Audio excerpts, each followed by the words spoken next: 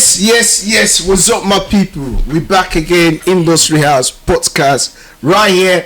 VBO Lounge. You know, this is Induztry, guys, and we're back again. It's all about the culture. It's all about the lifestyle, the entertainment. You know, we're Africans in diaspora. The culture now, you know, it's gone to another level. And you know, like we said, we bring in nothing but industry heads, pioneers, legends. You know, people that been there from day dot. I got Victor in the building though. Victor, obviously, CEO VBO Lounge right here. You know what? I must commend you, Victor, for VBO. Thank you. You've taken it to another level. You're letting people going in the whole UK now. Every other club owners, they're running. What is it? Etta Skater, or they're scared right now. They're like, what's Victor up to? What's happening? But we're gonna come into that. As you know, we do this show all the time, and we've got legend with us, Vic. You know, we've got legends in the building, man. Ladies and gentlemen, he doesn't need no introduction. The first time I saw him was with Kanye West. Is it Kanye West? No. Yeah. Before Kanye West. No, that was when I. Nah. I was just joking, man. No, big up to Bankuli. You're the dumb. Oh, come on, man. I remember. You guys run the streets before we start moving to London. You know? No, we are blessed. You know? No. Dutch. What happened? You know, Black Nights. Back in the days. Yes. You guys saw the vision, you know, before everybody, before even Nigerian government. I'm sorry that I had to introduce myself by myself, but in this instance, yes, I am here to be interviewed. You know, but you know, sometimes, you know, we have to say the truth. When the chips was down, it was the Black Knights. Yes, Black Knights were the first group that unified the young people from in the diaspora, especially London here. Yeah, where it was, you know, I mean, they've been left out. They are the forgotten ones. You guys came up and you began to sell Nigeria. You began to sell Nigerian flag. Yes, you started with that. You guys were having placards. No. Let's turn it around. I will still talk, but I need to give you your flowers. It is not when we are no more. You understand? I'm there. I saw you. I saw what you did. Yes. You understand? So let's take this part of the interview now. Chop out. Take and rub. No, big up. You understand what I'm saying? When the old folks were running to London to work to make money, they have children, but they do not sell Nigeria to their children, and their children were so bored that they don't want to have anything to do with what they are doing here. You know, you guys, you organize yourself. Dutch, Black Knights, you know all the names. Yeah, Dutch, Amor, Baby X, Surface, Tune Phoenix. God don't catch you. I need to interview you. You understand what I'm saying? You guys were very young. You know, the question is, where did that idea came from? Wow. Bankuli now. Oh, Victor. That's the professor there. You understand? Where did that idea, where did that energy at that kind? You guys didn't see there was one money. There was no sponsor. No. But you guys came together, brought your money, push it. We push got all started Ankara Festival. Yes. You know, we're talking of carnival, promoting the culture and everything. And you know, I must say big up to Black Knights. Big up to Dutch, you know, the Don, you know, and everyone involved. I can't remember everyone's name now, but big up to all the Black Knights. They're like 20 of the movement back then, you know. Young Nigerians, you know. Obviously, then they had a vision to promote Nigerian culture, you know, by doing the Nigerian independence. It started from the Nigerian independent, Mr. Nigerian UK, which made me, myself, a lot. People today, they've been on that platform. Exactly. You know what I'm saying? And they were the first one that was bringing the young Nigerians in diaspora together in UK, packing out 3,000 venues to 5,000 venues. I came to one of the parties. Yes. This we always fly from Nigeria, to come and party. And Bankulli's been there from day one. From day one. I'm happy because if you talk about Afrobeats, I always tell people, Afrobeats is not about just the vibe. It's not about just the dance.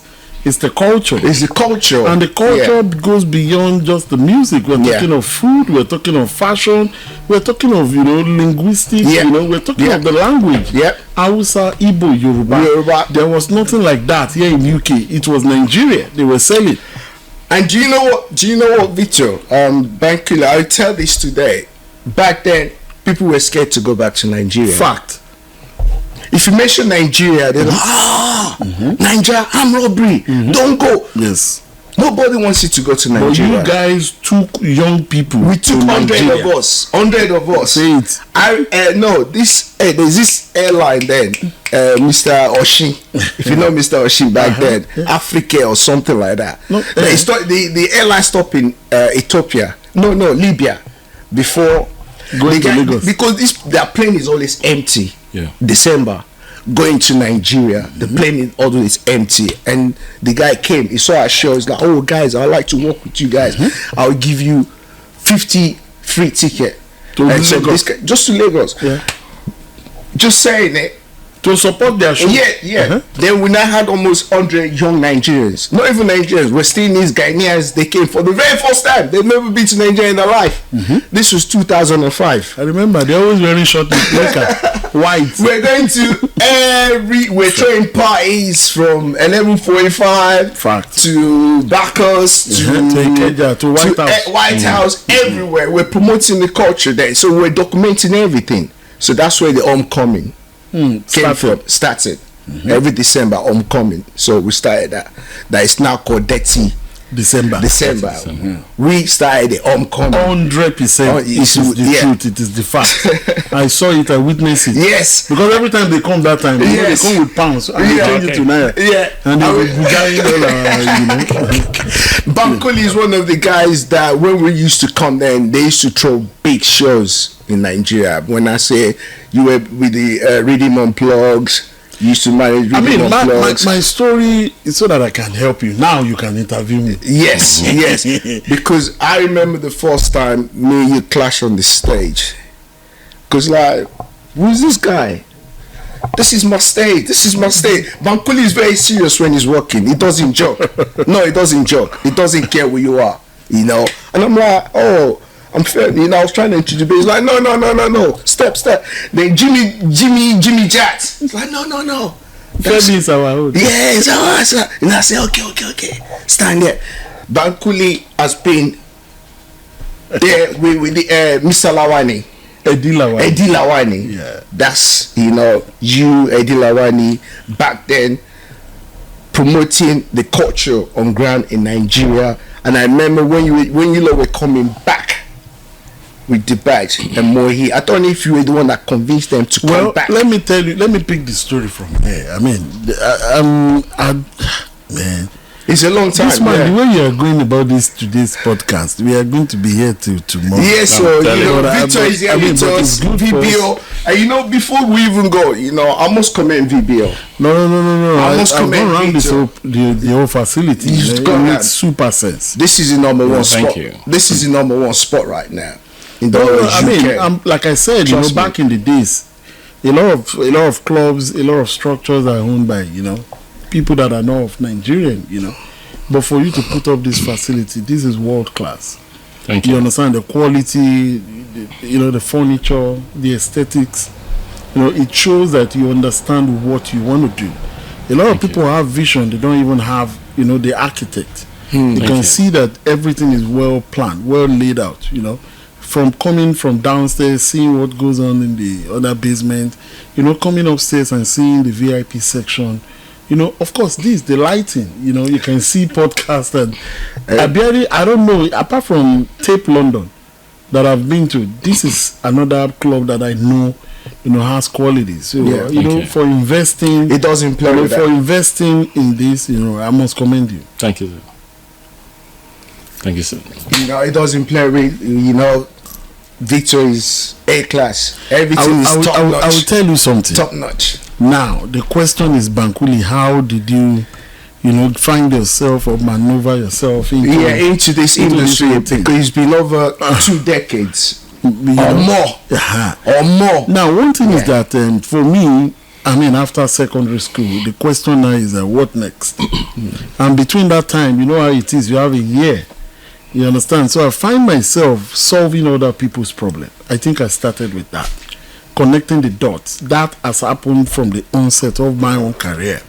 You know, you're familiar with DJ Abbas. So I think at that time, JJC and 419 Squad, they were going to come to Nigeria for the first time with Don Jazzy, The Band, Queen Onokala, and Wade MC. You know, and at that time they came with See Me, See Wahala. It was supposed to be JJC and 419 Squad. So The Band, Don Jazzy, they were just, you know, the extra, you know, part of the group. And on their way to Lagos, I think they went to moonlighting and they saw Abbas. And Abbas told them that, oh, you are going to Lagos. And there's only one person I trust that you should link up with, and that's Bankuli. And I remember JJC called me. Was this when they were coming to Lagos finally? For the first time. For the first time, just for visiting? Visiting to test the water. I'm talking of JJC at that time. Oh, okay. JJC, it was JJC and 419 Squad. Yeah. The band, Don Jazzy, and the rest were just, you know, attaché. But Don Jazzy was working with JJC, as everybody knows at that time. So now, before JJC left Nigeria, he called me. Oh, hi, I got a number from DJ Abbas. And he said, I should link up with you. I said, yeah, sure. When you land, call me. And he landed truly, he gave me a call. I went to meet them at Allen Avenue. I remember the hotel. It's still there. I still drove past there. No White House, though. No White House. I mean, if you know Mama Cass on Allen. Mama Cass, yeah. If you know, there's this sneaker. No, you come to 20th Street, Mama Cass is that on Mama the left. Cass. In front, I think the hotel was supposed to be directly opposite Mama Cass. Oh, okay, okay. So, I mean, I went to meet him there, and I got there and I asked him, what do you want? Even at that time, it was not as if I know the solution to what they want. But because I connect the dots, I always sort of like find or know, you know, what next and how to go about things, you know, within that system. And I'm talking of system that is, you know, you can't just wake up and connect. But somehow, I mean, things always happen for me. So I went to him and asked him, what do you want? He said, I want to be known in 1 month. We're here for just a month. Well, in Nigeria? In Nigeria. You know, and it came with a formula that was never used in Nigeria. So you must give it up to JJC. Okay. You know, Nigerian artists at that time, they released music. He came as a music artist then. No. Because when we came, this was way before JJC. It was way before. Way before. He came as a music and everything. Yes, he came on that platform of artists with music, and they want to penetrate. I will tell you now, that was based on what we did. Of course, 100%. What people were saying that, of course, wow, all that was captured. Guess what? All that was captured in the documentary I'm working on. Congratulations about the documentary. Yeah, I mean, you understand what I'm saying? I mean, that's another topic for another day. Based on what you guys have done in previous years, that energized, because when I spoke with JJC, he said he has blown at that time through Sony, Big Brothers. But he said it was when he was trying to connect with Don Jazzy that he had to go to Southeast. And he met Don Jazzy playing at one Nigeria event with JJC. No, with Solek. And when he got there, he realized that, there is 1,000 or 2,000 Nigerians in a particular place. That's his own first interaction with like a crowded place where you can see Nigeria. The Black Man's been doing this since 1999. So it was at that time that he realized that, so my people plenty for this place. So his own ideology too keyed into that Nigeria said. I mean, he named this group JJC and 419 Squad. Bankuli, sorry, I'm going to be putting it just to let people know the time, the date, because a lot of people have forgotten, you know. Not forgotten. The way it goes, you know. Hold on. I mean, don't is like Femi. Don't you ring me like Femi? What have I done? Why these people treat this? I said, Dutch. If I say something, you have to tell your story. Innit? It's not just that. You see, there's a problem when it comes to we Africans, and especially Nigeria. We do not document our stories. We do not put our stories together. There's no template. True. Afrobeats took a long time to pick up. Think about how many years. And you had the likes of Sonny Ade conquering the rest of the world at that time. Femi Kuti. Yeah. You had Fela Anikulapo Kuti. Yeah. You have Orlando Julius. They've gone around the world. The question is that what was the difference? What way is it? That gap? All the templates they use in penetrating, in doing business here, in getting signed or in getting distribution, Decca. Remember Decca that time? Those days. So the question is that Sony has been there in Nigeria. There used to be a time they all have their labels out there. True. So the question is that what happened between that space of time that disconnected, because a generation was not carried along. They were called the same generation of misfits. That time they were called Gen Z, but that was not the word they were using. And they were left out. They were in the limbo.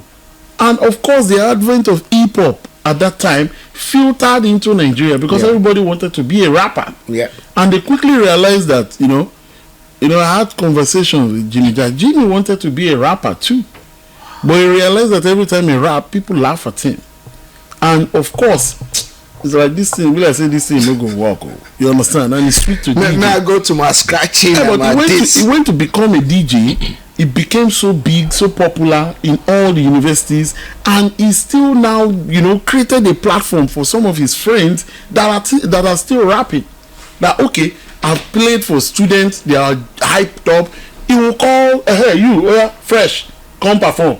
Fresh perform, this perform. It became a different ball game because now all those promoters or young promoters from Union are like, okay, we can actually, that guy when he sang, the whole crowd was moving, and there was no TV station, there was no radio station playing that kind of music. Wow. You understand? So it was Jimmy Jatt. So everybody knew that. Just go and record your song and go and align with Jimmy Jatt.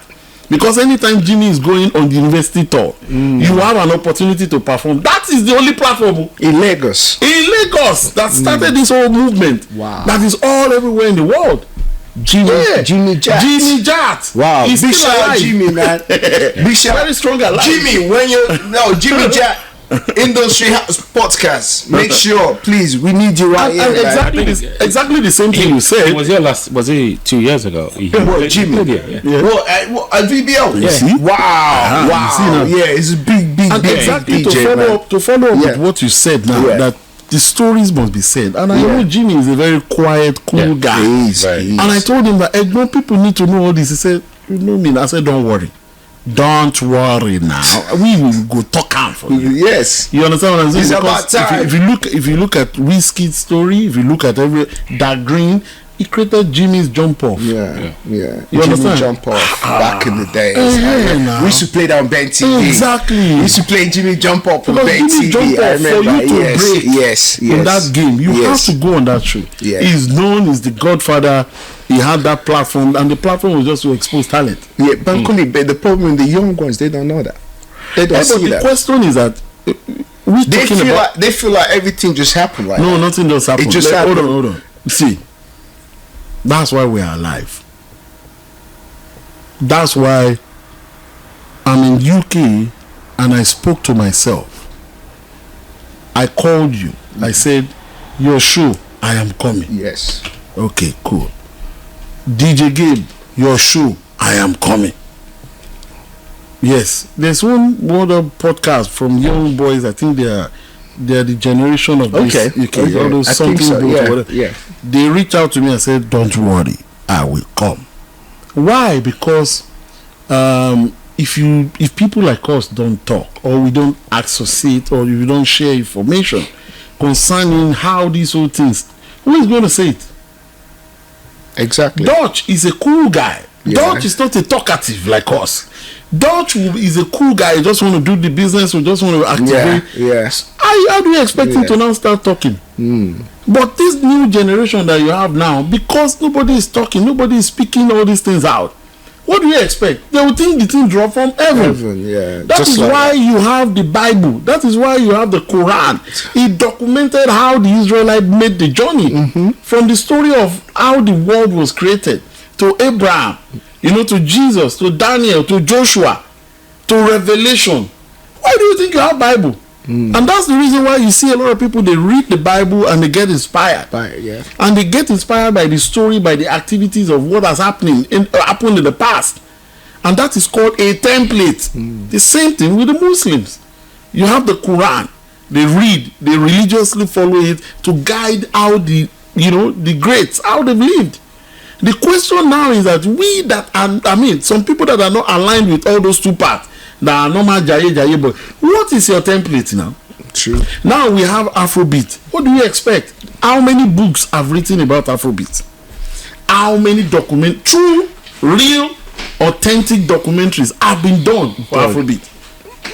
No, where are the research materials? Go back to Nigerian education. You still see them. They are doing classical. Classical is it entering what is going on there? Classical. You understand what I'm saying? I'm not saying that you cannot do all those contemporary pieces, but at the end of the day, how do you now start bringing the success story in a written format of what Afrobeat is now today into the structure, into the system? Actually, if I must ask this question, I think you said it at the beginning of this conversation. You said something that our legendary Fela, Sonny Ade, and the rest of them has conquered a part of the world. Of course. But then there was disconnection at some point. That is why this generation now could not pick it up on time. That was why there was a delay. That was why there was a delay of Afrobeat hitting the where it should be. So now, do you think we are doing enough to drag our upcoming generation so that they're not going to be that same mistake that has been made in the past? It will not be like that, and I'll tell you why. Yeah, you want to because people like you, congratulations. Like with your documentary, you actually bridging the gap. You're trying to bring things that hasn't been done before. And I saw the video you shared with me earlier, and I must say that I was very. What you just said impressed. is very, very good. What you said now is very, very good. But why I said that what happened at that time may not happen again is because of one thing.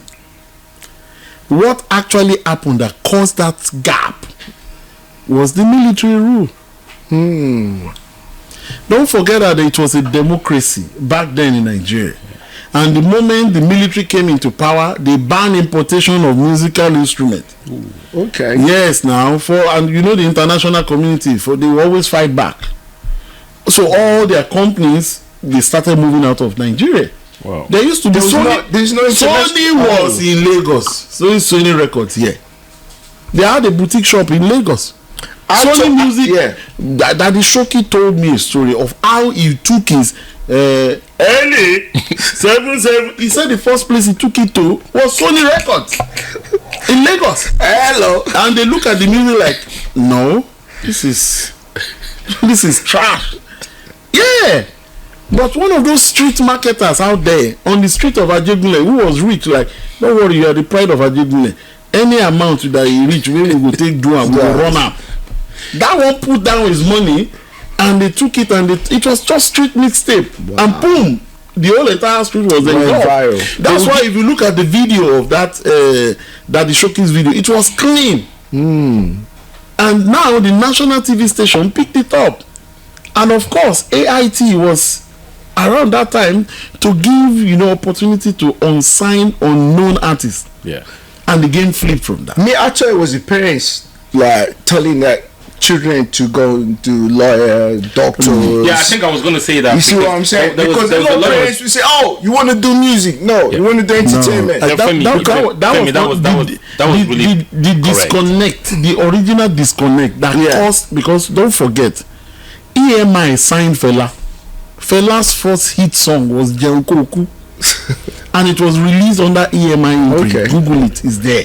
Wow. EMI Decca and some other records. EMI at that time, their station manager was Iruoji. Pa Iruoji. Wow. He's still alive. Pa Iruoji is he was the Don Jazzy of that time. He was the king maker. He was the king A&R. Oh, you don't know that Paul McCartney came to do a music camp in Lagos. I have the pictures on my phone. Wow. Yes, because he was signed under EMI. Fela was under EMI too. In fact, Fela was that time they call him a troublemaker.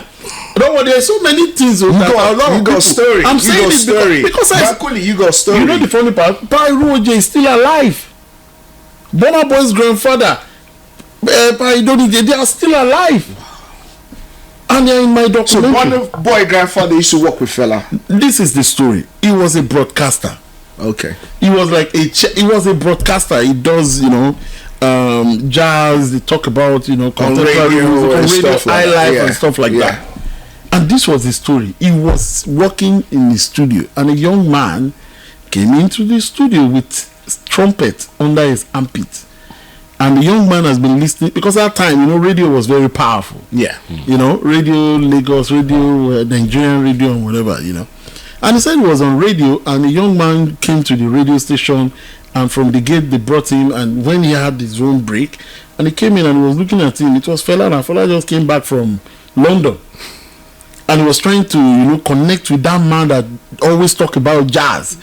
So he said during his break time, he and Fela, they had conversations, and he realized that Fela, he has an in-depth of jazz, contemporary music, and Fela too was very, decent in that too. Wow. And Fela actually worked with him at that radio station. Yes, Fela Anikulapo Kuti worked at radio station. Wow. Yeah, he was a broadcaster.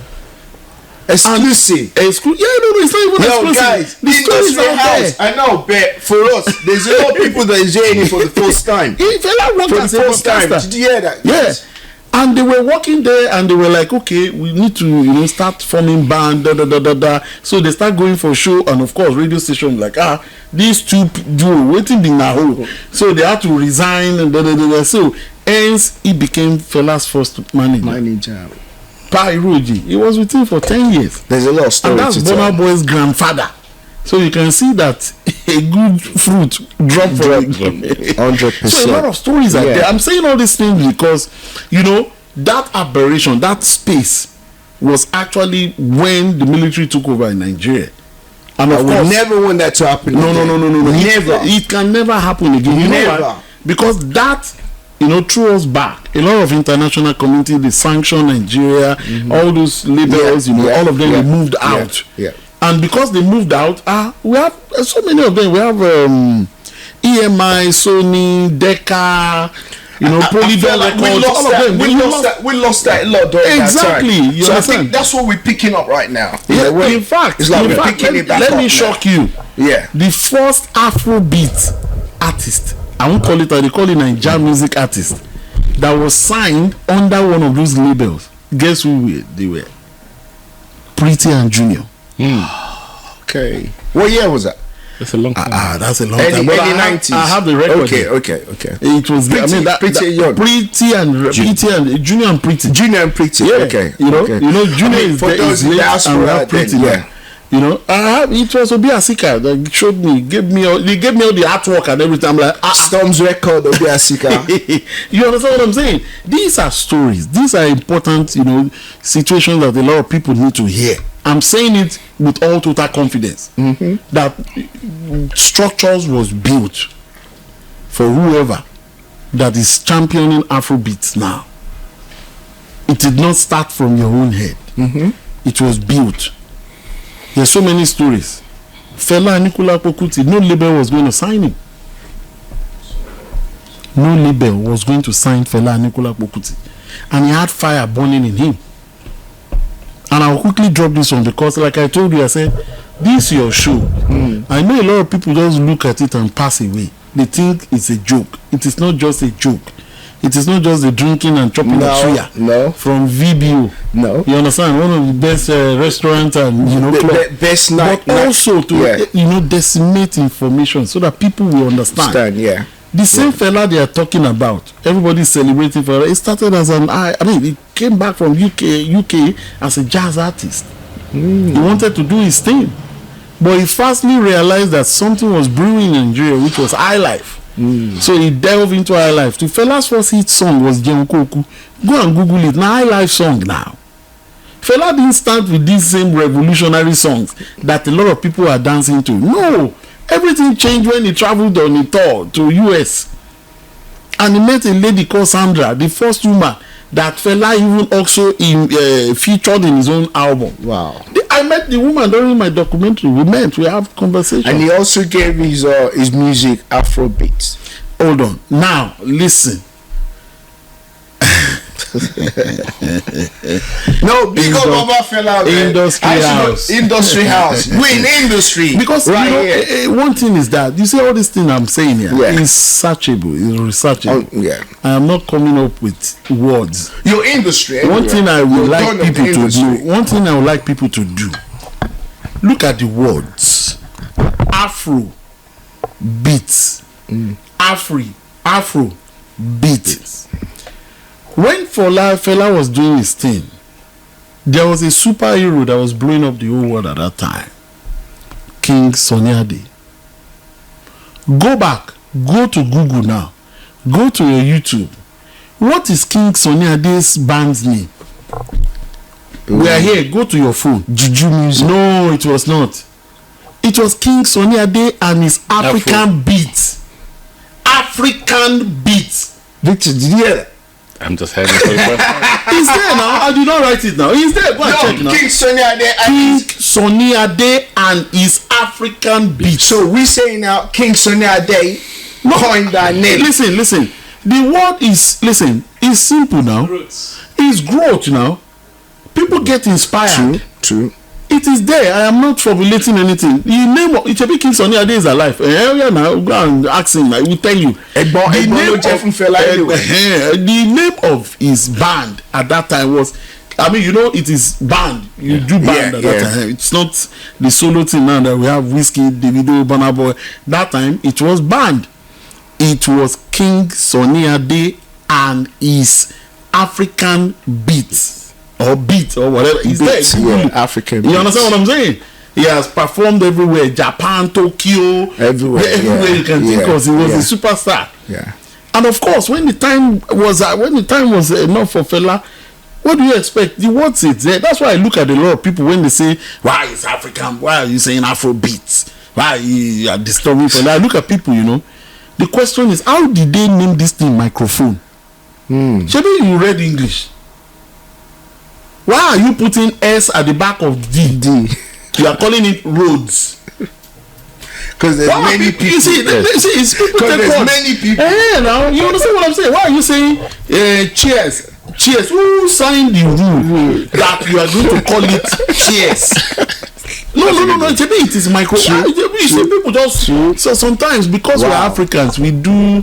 We just for communication's sake, people will just come up with we study it. They say we study it, we learn it. There are some things that doesn't make sense. Bob, who named that thing Bob? There's somebody, right? Yeah. So can't we name our own thing another thing, Imole or something? We have our own name too for it now. So why are you not accepting Imole as the original? But because you want everybody to be on the same page. You understand what I'm saying? So Fela, whether true spiritual means, true whatever means, he needed to name something he created. But what he created was created out of something.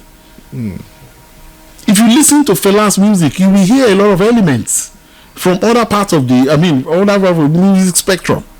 You hear jazz. You hear soul. You hear palm wine music. Look, not be our language. True. Left, right. He looked for a comfortable. Go back, go and research Fela. Fela's beginning of his career was singing Alive. He was doing the same thing everybody was doing before he started going controversial against the government. Listen. He was doing everything everybody was doing until he went on that tour to the US and he got educated about blackism.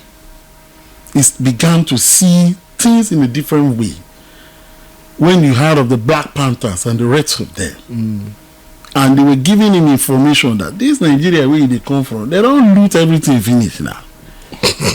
You understand? You understand what I'm saying? So you'll be looking at they were giving, Nigerians, Nigerians, you guys are seeing what is in Nigeria more than the people in Nigeria. Then we in Nigeria, we are seeing what is happening in the US more than people in the US. You're right. And the same thing with UK. especially for people that are interested in the political scene, music scene. So we see his cross eyeballs. You understand what I'm saying? So they were giving him some information about where he's coming from. He's like, you understand? Women empowerment and stuff like that. Because Americans, the blackism, they're telling him that. So that kind of enlightening. And he just came back and like, you know what, our government is maltreating us. I sat down with the person that caused that wahala. She too, because they were very good friends. She was coming to Nigeria. She was the only woman that her voice, female voice on Fela's music is Sandra. Mama Sandra, she's still alive. She lives in LA. She's still doing music. Wow. You know, these are all the stuff that, okay, I'm saying all this thing now. So why would somebody say that nobody paved way for him? Does it make sense? He might be saying it just to make you people talk. Or might be vibing or joking, and you took it serious. You understand what I'm saying? So for me, I believe the space that the military rule caused at that time was the ditch. And of course, no information was passed to the next generation. So it was almost like self-discovery. When Jimmy Jat instinctively will call his friends that are trying to become an hip-hop or, hip-hop artists at that time, they were using English. All of a sudden, they were like, you got to switch this thing, and then Idris and the rest of them. And thank God for people like Dr. Raymond Dokbesi, of blessed memory. Well, may so rest in peace. Yes. Yeah. I'm sorry. I have to share this information. No, big up to Dr. Simon. Everybody has to know. In the course of going around, you meet a lot of people. You meet good people. Yeah. This Afrobeat thing you're looking at, a lot of people put their sweat and blood, and they did not even make anything from it. They are not even doing it to make anything from it. It's a passion. You understand what I'm saying? They have for it. This was a man that was into politics and he wanted to become president of Nigeria, and he didn't get the nomination or whatever within the party, and he wanted to do something. And of course, his wife was elder sister to Uncle Kenny Ogun. Yes, Kenny would have said all this story, but people would not hear. Up to Kenny, but it's good that people like us were there to witness, to see, and we can say, testify. At least are they more relevant? If I get more street credibility, big relevance. I guess more relevant. You understand what I'm saying? The man asked Keke, "What next? What do you think we should do?" Because Keke was part of his media team. They all came back from America. Yes. You understand? They came back to work with the man for that campaign.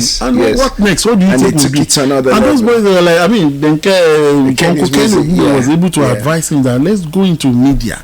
Let's do television. Let's do radio. The man said, okay, let's do radio. Okay, what do we need to do? And because they grew up, they schooled in LA. So they said, let's go to LA. There's this, radio, TV conference, it's very big. And Keke, I don't know this ID. But I know that from what Mr. Kenny Ogumbe told me, that he and Dr. Raymond Dokbesi flew down to LA, thinking that they were just going to just go and do window shopping, like normally now. Okay, that's what we need. No. The man was pointing to radio equipment, bull van, all those big machines, and he was also pointing at TV station. Keke said he was surprised. Uncle Keke, he was like, so what's going on here? And before you know what's happening, he called his wife, Dr. Raymond Dokbesi, that please, can you wire me $1 million? Whoa. At that time. Just like that. Yes. The man is no longer here to tell his story. But we had and we saw what he did. He supported Kenny's music. Listen, it's not before you even go to Kenny's music. That man, it was radio station and TV station. They closed 6 p.m. in Nigeria before now. Ray Power started, isn't it? And Ray Power started, and we had 24 hours radio, 24 hours TV. Ray Power. Wow. He changed the dynamics. But at that time, on NTA and the other stations, they don't play all those young artists now. They only play Sonny Ade, Ebenezer Obey, all those schools. They play Boziko. You understand? Any other thing, oh boy, go and see that. And at that time, it was 30% Nigerian music, 70% foreign music. Wow. because we were all there in Nigeria, we were always saying, pop was raining now. I remember the lives of this guy now, this late DJ, Steve Gadry. Yes, Steve Gadry was there now. Wow. And when they set up that machinery, Dr. Raymond Depesi was telling them, Keke, he told me, he said, do you know Michael Jackson? They said, no. Do you know James Brown? No. You play their music? Yes. Do you know Daddy Shoki? He said, yes. Play his music more now. If you play his music more, he will come, he will thank you, he will forget you. And so they intensified, they started playing our own people. At that time, from what we know, young artists that are aspiring to just be heard, they will queue up in front of the radio station with their CD. In fact, not CD. AIT at that time now brought a CD recorder. They were helping artists to print their song from cassette to CD. Because at that time, that was the premium at that time, CD. So people had their music in cassette. You don't understand what I'm saying? They had their music in cassette. So they need to transfer. So they had the machine.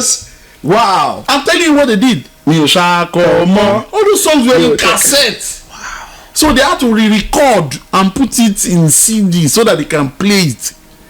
And you're telling me that Bankuli, I can't wait for your documentary to come out, you know. But I'm saying this. I can't wait for your documentary to come out. All this mess, all these things I'm saying, they are all there. Like I'm saying, if somebody like me is not shining light to that place, people will like, oh yeah, it was cassette. Now have you forgotten cassette? I remember cassette. Yeah, then CD came, and CD was the in thing at that time. Yeah. Now it is streaming, it is internet. Yeah. Just download one application, begin fire.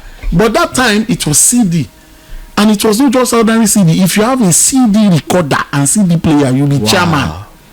How many TV stations, radio stations have CD recorder? Wow. At that time, and they had 3. So they were using it to, to transfer, change music, and they were doing it in the first phase. And because of that, the entire Nigerian radio space, everybody started tuning to AIT. That was how AIT blew up. And they now started the TV.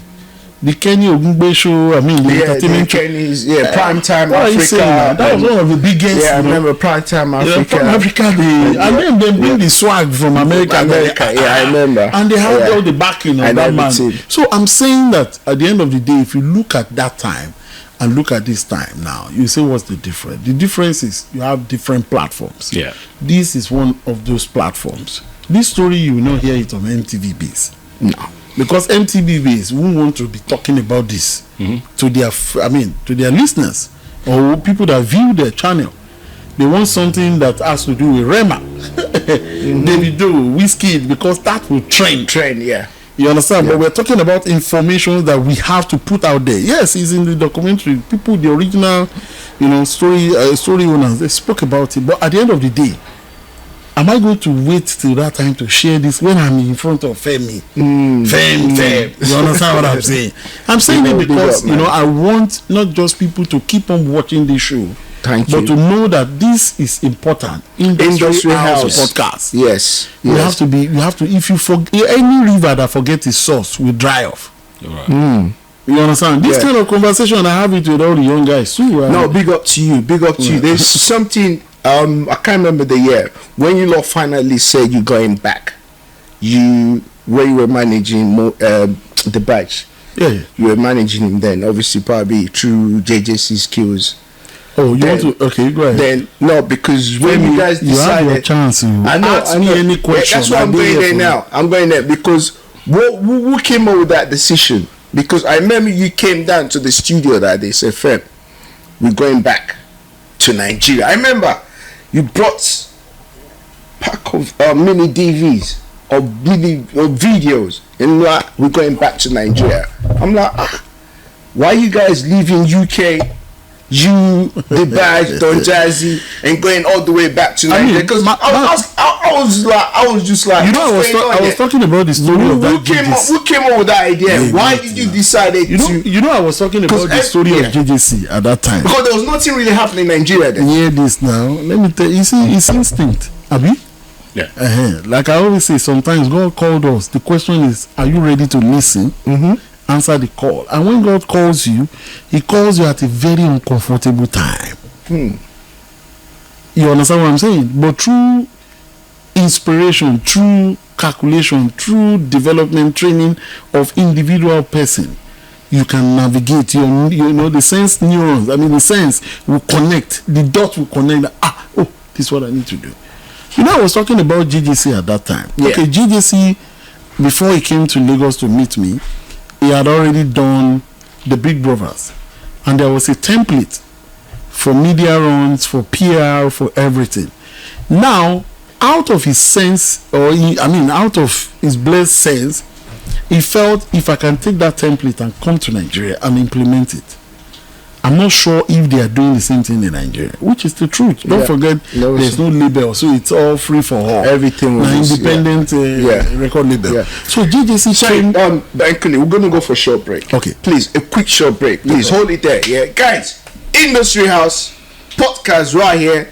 We're out with the legend himself, Osha Ward Bankuli. You know, Mr. Victor, VBO Lounge is in the building.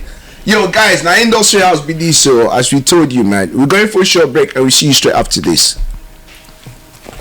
Yeah. If you're talking about Afrobeats with an S, I'll give you the best definition for it. Afrobeats with an S, it's like a bucket of chocolates with different mixtures. Yes, now inside that chocolate you have Tiwa Savage, you have Basil, you have Constance, you have Jimmy Jat, you have Davido, you have Burna Boy, you have this, you have Sheyi Vibe, you have Zinoleski, you have Ashake, you have Ashake. It's a box of chocolate. When you pick Ashake, you are enjoying Ashake. It doesn't mean you will not pick Zinoleski. True. Because the moment you taste one, you want to taste the other one.